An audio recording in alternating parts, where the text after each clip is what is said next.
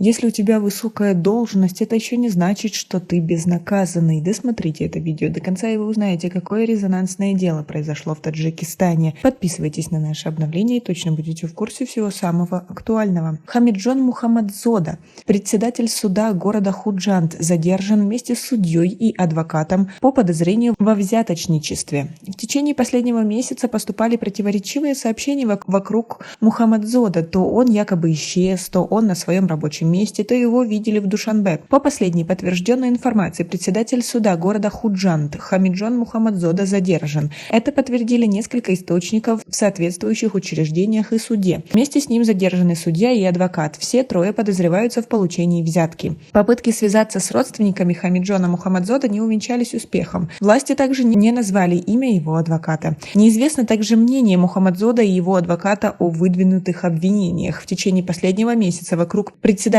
Худжандского суда ходили различные слухи, в том числе о том, что ему удалось сбежать во время операции по его задержанию, проведенной агентством по борьбе с коррупцией. По некоторым данным, Мухаммадзода якобы заранее узнал об операции, взял помеченные деньги, которые предлагались ему в качестве взятки, передал их другому лицу и сбежал. Сообщалось, что операция состоялась 22 апреля этого года. Как вы относитесь к такой ситуации? Свои ответы напишите нам, пожалуйста, в комментарии. 25 ноября 2021 года Хамиджон Мухаммадзода был назначен на должность председателя Худжандского городского суда. Он также занимал эту должность с 1996 по 2000 годы. В прошлом он работал председателем Бабуджи-Гафуровского районного суда, председателем Сагдийского областного суда, председателем Джабор-Рассуловского районного суда и председателем Спитаменского районного суда. Мухаммадзода является квалифицированным судьей первого класса и награжден орденом Шараф. В настоящее время в Таджикистане насчитывается более 400 судей.